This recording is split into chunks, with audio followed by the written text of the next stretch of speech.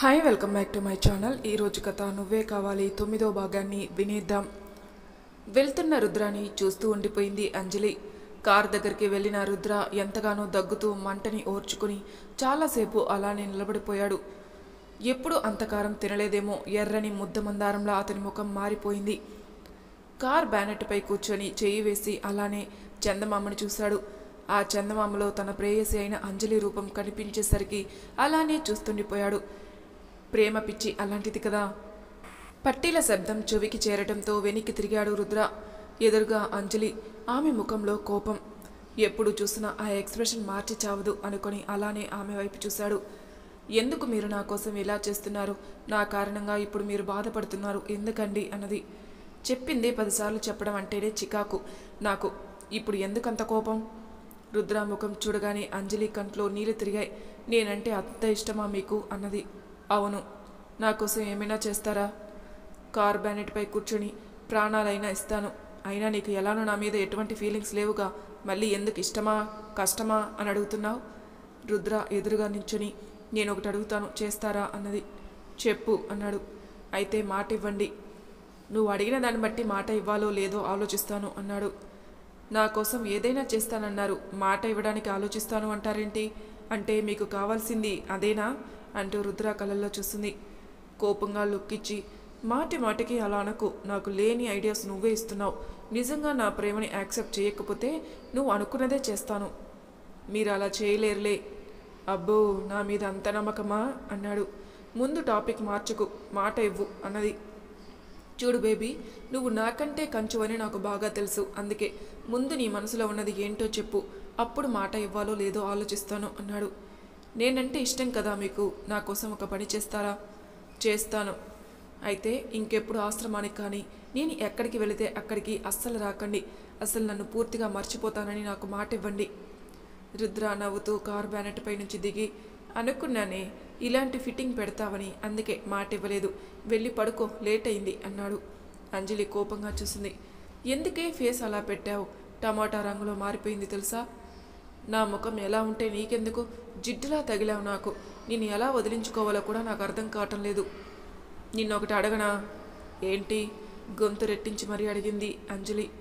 రాజ్ ఎందుకు నువ్వు పనిచేసే ఆఫీస్కి వచ్చాడు? వాడు ఏమన్నా నేను ఇబ్బంది పెడుతున్నాడా? అంజలి షాక్గా చూసింది. నాకు చేయినిచ్చి ఆఫీస్కి వెళ్ళావు. 11 దాటిన తర్వాత అనుకుంటా కదా వాడు నీ ఆఫీస్కి వచ్చింది. ఎందుకు వచ్చాడు? మళ్ళీ లవ్ ప్రపోజ్ కోసమా? నీకెలా తెలుసు? ఇక్కడ ఉన్నది రుద్ర. చెప్పాను కదా నువ్వు నా భార్యవని. బాగా ఇబ్బంది పెడుతున్నాడా వాడు? అతను నార్మల్గానే ఆఫీస్కి వచ్చాడు. అయినా నా వెంట పడుతుంది రాజు కాదు, నువ్వు. ప్రతి క్షణం నీడలా నా వెనకే ఉంటున్నావు. అసలు నా గురించి నీకేం తెలుసు? నా దగ్గర అంతగా ఏముందని ఈ ఆరాటం నీకు? కోపంగా బుసలు కొట్టి మరీ అడిగింది అంజలి. రుద్ర ఎప్పటిలానే సన్నగా నవ్వి ప్రేమగా ఆమె తలపై చేయి వేసి నిమురుతూ, నీ గురించి నాకు చాలా తెలుసు. చిన్నప్పుడే యాక్సిడెంట్లో అమ్మా నాన్న చనిపోయారు. నిన్ను సునీత గారు పెంచి పెద్ద చేశారు. నీకు డబ్బంటే ఇష్టం ఉండదు, ఎందుకంటే మీ నాన్నగారు డబ్బు మనిషి. మీ అమ్మని సరిగా చూసుకునేవారు కాదు. ఇద్దరి మధ్యన ఏదో ఒకటి గొడవ. కానీ మీ అమ్మా నాన్న నీకోసమే ప్రేమగా కలిసి ఉండేవారు, అవునా? అంజలి షాక్గా చూసింది. నీ గురించి నాకు మొత్తం తెలుసు అంజు. కేవలం నా వెనుక డబ్బుందని నువ్వు నన్ను ప్రేమించడం లేదు. లేదంటే నా ప్రేమని యాక్సెప్ట్ చేసేదానివి. నీ దగ్గర డబ్బున్నా లేకపోయినా కూడా నేను అసలు ఎవరిని ప్రేమించను. ఎందుకో కారణం తెలుసుకోవచ్చా అన్నాడు. ప్రేమిస్తే జీవితాంతకాలం కోరుకున్న వాడి కోసం అనుక్షణం బాధపడాలి అంటూ తన చూపుడు వేలుతో రుద్ర గుండెని టచ్ చేసి, నా కోసం ఇప్పుడు ఇక్కడ నీకు బాధ తప్ప సంతోషం ఉండదు. నా జాతకమే అంత. రుద్ర ప్లీజ్ నా మాట విను అన్నది. అబద్ధం చెప్పావంటే అతికినట్టు ఉండాలంజలి అంటూ ఆమె చూపుడు వేలు పట్టుకుని, ఇక్కడ బాధ కాదు, సంతోషం మాత్రమే. అది కూడా నువ్వే. నిన్ను ఎప్పుడూ హ్యాపీగా ఉంచుతానే. బాగా ఆలోచించుకో, లేదంటే చాలా కష్టం. అంజలి నవ్వి, నీకు ఎంతలా చెప్పినా ఎందుకు అర్థం కాదంతే అని అంజలి ఫేస్ని దోసిట్లోకి తీసుకుని, చాలా ఎక్కేసావు. ఎందుకో భయపడుతున్నావు. ఎంతకాలం డబ్బు కోసం భయపడతావే? అంజలి అలానే రుద్ర కళ్ళల్లో చూస్తుంది. రేపొకసారి అమ్మ దగ్గరికి రా, నిన్ను బాగా అడుగుతుంది. నేను రాను అన్నది. రాకపోతే ఆఫీస్కి వచ్చి మరీ తీసుకుని వెళ్తాను. అయినా నేను రాను. బలవంతంగా ఎత్తుకొనేనైనా సరే నిన్ను తీసుకుని వెళ్తాను. రాకపోతే అందరి ముందు పబ్లిక్ ప్లేస్లో నేను కిస్ చేస్తాను. రెండు కళ్ళు పెద్దవి చేసి కోపంగా చూసింది అంజలి. ఆ లుక్స్కే పడిపోతున్నానే. పిల్లాడి మనసు ఎందుకు నీకు అర్థం కాదు? కోపంగా ఇంకా వదులు నన్ను. ఎక్కడ అసలు నిన్ను పట్టుకున్నానా? పట్టుకుంటే చంపేవు. నేనంటే ఎందుకో అంత కోపం. నీతో ఇప్పటికే చాలా మాట్లాడాను. వద్దన్నా నా వెనక పడుతున్నావు. నీ టైం వేస్ట్. అంతే. ఇలానే నా వెనక పడితే జీవితాంతకాలం బ్రహ్మచారిలోనే మిగిలిపోతావు. అంత సీన్ లేదు. చూస్తుండు. బలవంతంగా నేను పెళ్లి చేసుకుంటాను. ఆ అవకాశం వచ్చినా చచ్చినా నిన్ను చేసుకోను అంటూ కోపంగా రుద్రాని వెనక్కి నెట్టింది. ఏయ్ అంజు, ఎప్పటికైనా నువ్వే నా భార్యవి. కోపంగా వెనక్కి తిరిగింది అంజలి. రుద్ర ఎప్పటిలానే కొంటిగా కన్ను కొట్టాడు. అబ్బా వదలండి ప్లీజ్. అత్తయ్యకి మందులు వేయాలి. షుగర్ కాదా? ఒక్క 5 నిమిషాలండి ప్లీజ్. అందరినీ పట్టించుకుంటావు కానీ నన్ను మాత్రం పట్టించుకో అన్నాడు గగన్. ఇప్పుడు నీకేం తక్కువ చేశాను? బయటికి రమ్మన్నారు, వచ్చాను. బయట నుంచి రాగానే మీకు కావాల్సింది తీసుకున్నారు కదా. ఇంకా ఏం తక్కువ చేశాను మీకు? గగన్ నవ్వుతూ, ఏమోనే, ఎప్పుడు నీతోనే ఉండాలని ఉంది. మీతోనే కదండి ఉంటున్నాను. కానీ అత్తయ్యకి బాగాలేదు కదా. పైగా తాతయ్య గారికి కూడా టైంకి ట్యాబ్లెట్స్, బీపీ ట్యాబ్లెట్స్ ఇవ్వాలి అన్నది. అర్థమైంది, కానీ వెళ్ళు. కోపం వచ్చిందా అండి? తారని నుదుటిన గట్టిగా ముద్దు పెట్టి, నీ మీద కోపం అస్సలు రాదు. కోపడే ఛాన్స్ అసలు నువ్వు ఇస్తావా? అందరినీ బాగా చూసుకుంటావు. ప్రతి ఒక్కరిని అర్థం చేసుకుంటావు. నీలాంటి భార్య దొరకడం నా అదృష్టమే అంటూ ప్రేమగా తార చెంపపై చేయి వేసి నిమిరాడు. తార కంట్లో నీళ్లు చూడు కానీ, ఏయ్ ఏమైంది? ఏడుస్తున్నావు? ఏం లేదండి, చిన్నప్పటి నుంచి అనాథగానే బ్రతికాను. నాకంటూ ఎవరూ లేరు. అలాంటిది మీరు నా జీవితంలోకి వచ్చాక నా ప్రపంచమే మారిపోయింది. నాకంటూ ఇప్పుడు పెద్ద కుటుంబం దొరికింది. కానీ లాభం, అందరికీ మనం అంటే ఇష్టం లేదుగా. నాకు తెలుసండి మీరు ఎందుకు అలా అంటున్నారు. మామయ్య గారి మనసు ఖచ్చితంగా మారుతుంది. సరే, మీకు పాలు తెస్తాను. కాస్త మొన్నాని చూడండి. సరే. అప్పటికే బయట నుంచి వచ్చిన రుద్ర తన అన్నయ్య వదిన మాటలు విని నవ్వుకొని తన రూమ్కి వెళ్ళాడు. ఏంట్రా నీలో నువ్వే నవ్వుకుంటున్నావు? ఏం లేదు మామయ్య, వదిన అన్నయ్య ప్రేమ చూస్తే ముచ్చటేస్తుంది. అంతలోనే బాధ కలుగుతుంది. ఆ బాధ కూడా మీ నాన్న వల్లే కదా. అవును అంటూ ఆలోచనలో పడ్డాడు. ఏంట్రా నీలో నువ్వే ఏదో ఆలోచించుకుంటున్నావు? మామయ్య, ఇప్పుడు కాకపోయినా రేపన్న రోజు నాకు అంజలికి పెళ్ళి అవుతుంది కదా. మీ నాన్న ఉండగా అది జరగదు కదరా. ఆ నోటి నుంచి అసలు మంచి మాటలే రావా నీకు? రేయ్, మీ నాన్న గురించి నాకు తెలుసు. నువ్వు కూడా మీ అన్న ఇలానే పెళ్లి చేసుకోవాలి. అదేంటి మామయ్య అలా అంటున్నావు? నేను చెప్తుంది నిజమే కదా. అంజలి అనాథ. తన వెనక డబ్బు లేదు. నా అన్న వాళ్ళు లేరు. నేను అంజలిని ప్రేమిస్తున్నాను నాన్న అంటే మీ నాన్న నవ్వుతూ పెళ్లి చేసుకో అంటాడా, లేదంటే అంజలిని మెడబట్టి బయటికి గెంటే అంటాడా? సైలెంట్గా ఉన్నాడు రుద్ర. ఏంట్రా సైలెంట్గా ఉన్నావు? చెప్పు. లాస్ట్ నువ్వు అన్నమాటే అంటాడు. మరి నువ్వేం చేస్తావు? అంజలిని బయటికి గెంటేస్తావా?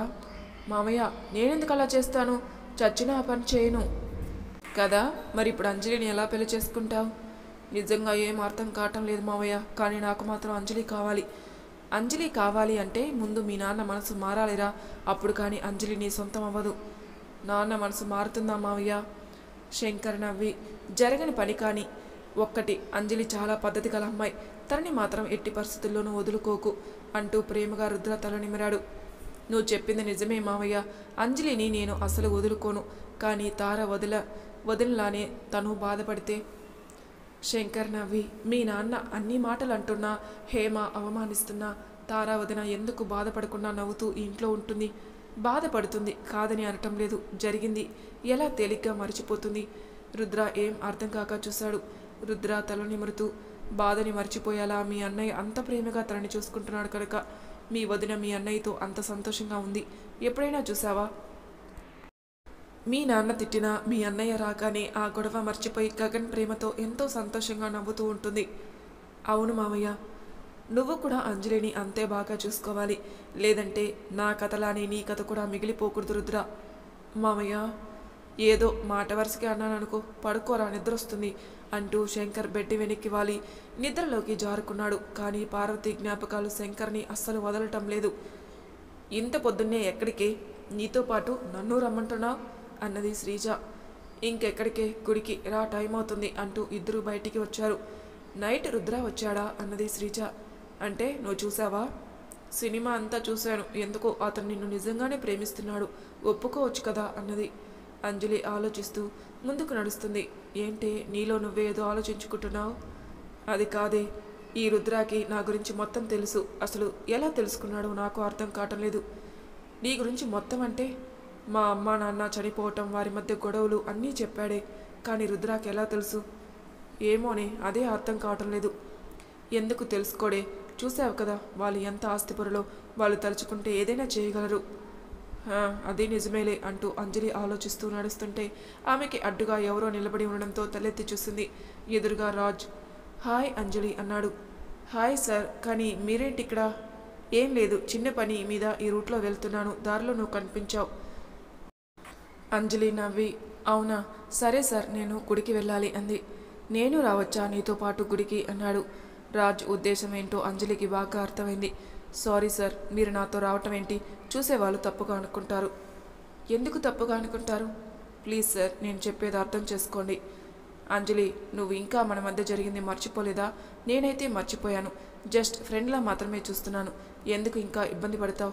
పర్వాలేదు పద అంటూ చొరవగా అంజలి చేతిని పట్టుకున్నాడు. శ్రీజ కోపంగా చూసింది. సార్ ఏంటిది? అప్పుడే రుద్ర కార్ అంజలి ముందు ఆగింది. కార్ దిగిన రుద్ర అంజలి వైపు చూశాడు. ఎందుకో తెలియదు, మొదటిసారి రుద్రాన్ని చూడాలంటేనే భయం వేసింది అంజలికి. అంజలి చేతిని రాజు పట్టుకోవడం ఏమాత్రం రుద్రకి నచ్చలేదు. కోపంగా ముందుకు అడుగులు వేశాడు. రుద్ర ముందుకు అడుగులు వేస్తుంటే అంజలికి భయంగా రాజు వైపు చూసింది. సార్, నా చేతిని వదలండి అన్నది. అంజలి ఏదో నీ నడుము పట్టుకున్నట్టు ఎందుకు భయపడతావు అన్నాడు. రుద్ర వచ్చేసరికి శ్రీజ నవ్వుకొని రాజు వైపు చూసింది. రాజు వైపు చూసి తను మీతో గుడికి రాదు, తన చేతిని వదలండి. తను గుడికి వెళ్తుంది, రావటం లేదని మీరెందుకు చెప్తున్నారు? రుద్ర కోపం అణుచుకుని అంజలి పక్కన నిలబడి ఆమె భుజం చుట్టూ చేయి వేసి తన దగ్గరికి లాక్కొని, ఎందుకంటే అంజలి నా భార్య, నేను ఏం చెప్తే అదే చేస్తుంది. ఈ ఊరి చివర ఉన్న గుడికి నేను అంజలి మాత్రమే వెళ్తాం అంటూ కోపంగా రాజ్ చేతిని పట్టుకుని పచ్చడి చేస్తూ, ఇంకోసారి తన మీద చేయి వేశామంటే చర్మం వల్చేస్తాను. అంజలి షాక్గా రుద్ర వైపు చూసింది. రాజ్ బాధగా మూలుగుతూ, అసలు ఎవడ్రా నువ్వు? నా చేతిని పట్టుకున్నావు. నేనెవరో తెలుసా? ఎందుకు తెలీదు? గౌతమ్ శర్మ కొడుకువి. తండ్రి సంపాదించినంతా లగ్జరీగా ఖర్చు పెట్టి జల్సా చేస్తూ అమ్మాయితో ఎంజాయ్ చేస్తావు. నీ గురించి నాకు ఎందుకు తెలీదు? ఇంకోసారి అంజలి వెంట పడినా సరే చంపి పడేస్తాను అంటూ రాజుని వెనక్కి నెట్టి అంజలి వైపు చూశాడు. అప్పటికే అంజలి కోపంగా రుద్ర వైపు చూసింది. అంతే, కోపంగా రుద్ర చూసి, కారెక్కు, లేదంటే ఎత్తుకొని మరీ తీసుకుని వెళ్తాను అన్నాడు. అంజలి, నేను గుడికి వెళ్తాను, నువ్వు రుద్రతో వచ్చేయి అన్నది శ్రీజ. శ్రీజ అని కోపంగా అరిచింది అంజలి. థ్యాంక్స్ శ్రీజ, కనీసం నువ్వైనా నన్ను అర్థం చేసుకున్నావు. అంజలి పద అన్నాడు. అంజలి కోపంగా, ఎందుకు రాజ్ సార్ని కొట్టావు? రుద్ర పొగరుగా తలని అటు ఇటు తిప్పి, రాజ్ ముందు నువ్వు ఇక్కడి నుంచి వెళ్ళు, లేదంటే మక్కెలు విరిగేలా మరీ కొడతాను. రాజ్ కోపంగా చూస్తూ అక్కడి నుండి వెళ్ళాడు. రుద్ర అంటూ కోపంగా అరిచింది అంజలి. వస్తావా రావా అంటూ నడుము దగ్గర 2 చేతులు పెట్టుకొని కోపంగా అంజలి వైపు చూశాడు. నేను రాను అంటూ మొండిగా అరిచింది అంజలి. ఆమె దగ్గరగా వచ్చి, ఎంత కోపమైనా భరిస్తాను రా అంటూ ఆమె చెంపపై చేయి వేసి, నా కోపం నువ్వు భరించలేవు. రోడ్డు మీద ఎందుకు గొడవ? అందరూ చూస్తారు, మళ్ళీ నేను తప్పుగా అనుకుంటారు. కారెక్కు అంటూ ఎంతో లాలనగా అడిగాడు రుద్ర. అతని మాటలకి ఆమె అలానే అతని కళ్ళల్లో చూసింది. నవ్వుతూ ఎంతో ప్రేమగా తననే చూస్తున్నాడు రుద్ర. మరి తర్వాయి భాగంలో ఏం జరుగుతుందో నెక్స్ట్ ఎపిసోడ్లో తెలుసుకుందాం. అంతవరకు నా ఛానల్ని సబ్స్క్రైబ్ చేయని వాళ్ళు ప్లీజ్ సబ్స్క్రైబ్ చేసుకోండి, లైక్ చేసి షేర్ చేయండి. మీ అభిప్రాయాలు నాకు కామెంట్ రూపంలో తెలియజేయండి. Thank you for listening.